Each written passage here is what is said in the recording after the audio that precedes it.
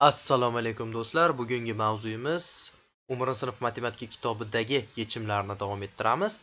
Tasodifiy hodisalar va ularning ehtimolligi bu 3-qism videoyimiz. Demak, boshladik. Xo'p, demak 262-betdagi misollardan ko'rib chiqamiz bugun. 72 misol. 1000 ta mahsulotdan 20 tasi yaroqsiz bo'lib, sotib olingan mahsulotning yaroqsiz ekanligi ehtimolligini toping va uni foizlarda ifodalang debdi.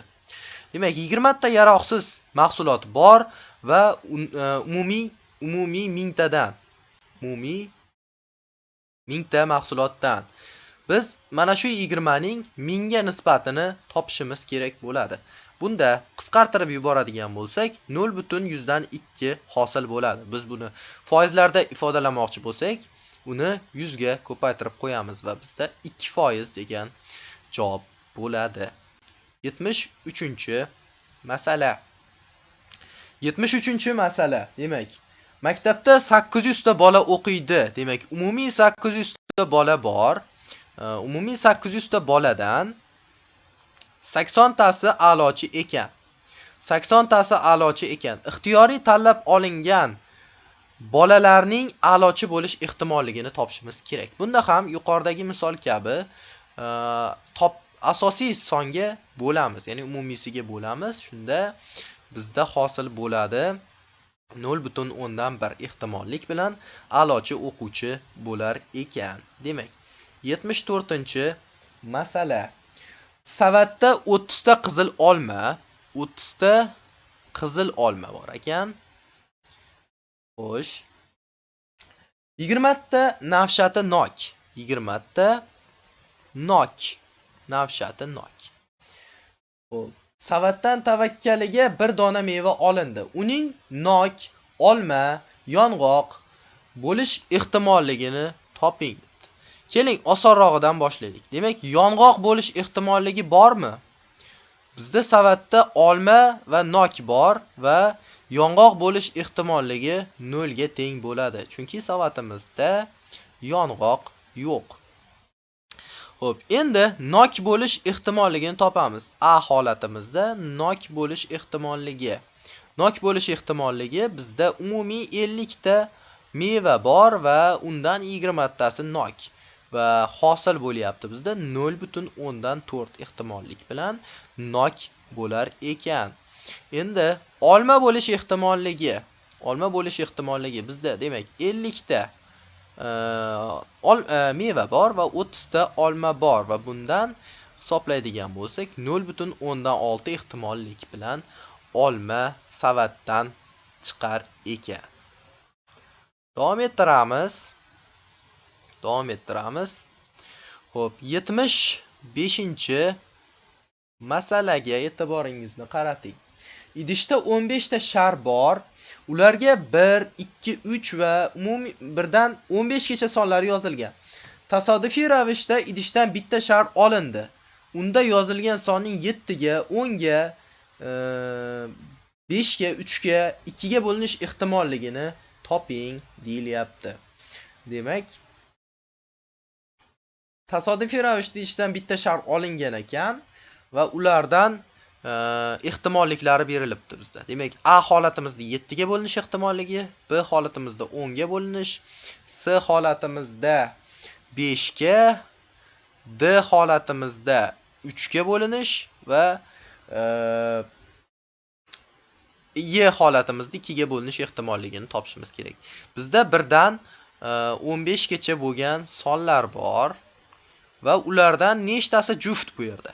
Ya'ni osonidan boshlaymiz. Mana bundan nechtasi juftligini topishimiz kerak. Demak, juft sonlar 2, 4, 6, 8, 10, 12, 14. Mana shu sonlar demak 2 ga bo'linadi. Demak, tavakkaliga idishdan 1, 2, 3, 4, 5, 6, 7 ta holatda, demak 7 taqsim 15 holatimizda 2 ga bo'linadi.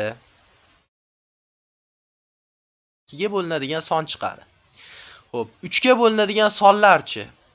3, 6, 9, 12 va 15.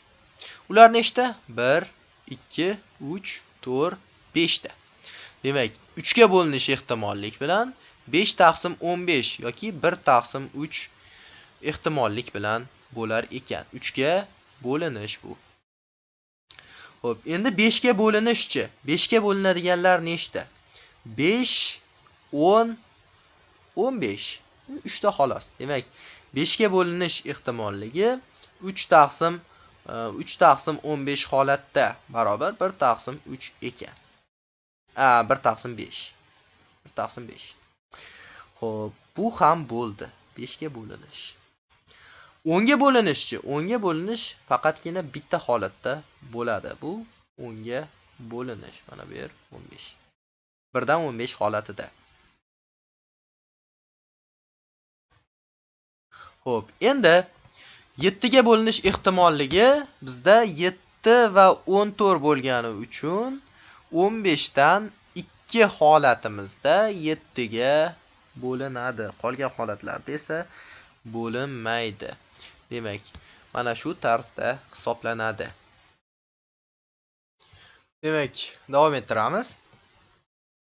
80-masalaga e'tiborimizni qaratamiz.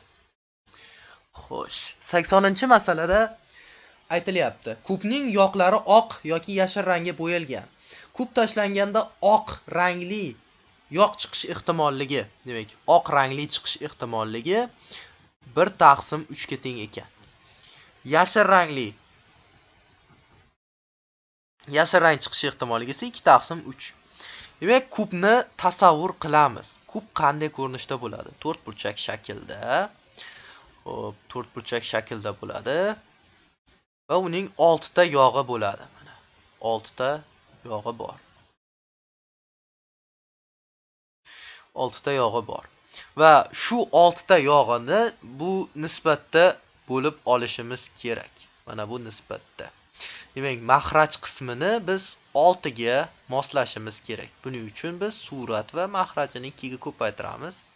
Shunda bizda demak, ikkita tomoni oq rangda bo'yalgan ekan, to'rtta tomoni bo'lsa yashil rangda bo'yalgan ekan degan xulosaga kelishimiz mumkin. Xo'p, davom ettiramiz. 81-masala.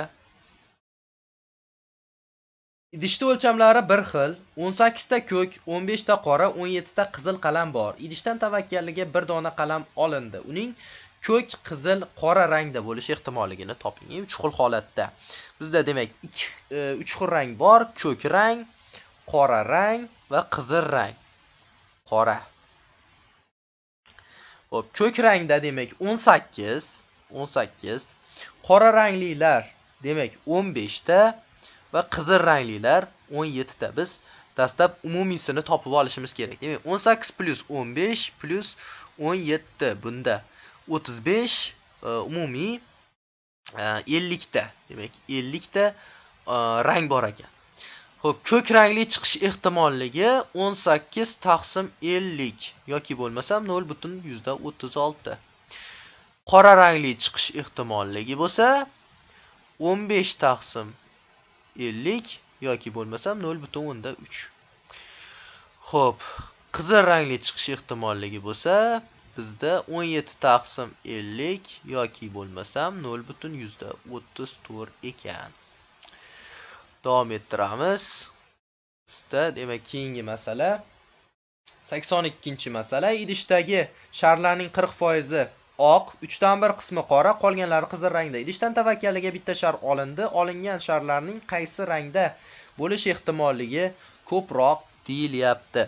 Demak, qizil ranglar bizda 40%. Buni ehtimolli ko'rinishga o'tkazadigan bo'lsak 0.4 ga teng. Oq ranglilar bo'lsa 1 taqsim 3 yoki bo'lmasam 0.33. Xo'p, keyingisi necha foiz bo'ladi deyilyapti. Demak, 0.4 ga 0.33 ni qo'shadigan bo'lsam 0.733 ko'rinishda bo'ladi va keyingi chiqadigani 0.4 dan kichkina son chiqadi. Shuning uchun qizil rang chiqish ehtimolligi eng yuqori bo'ladi bizda.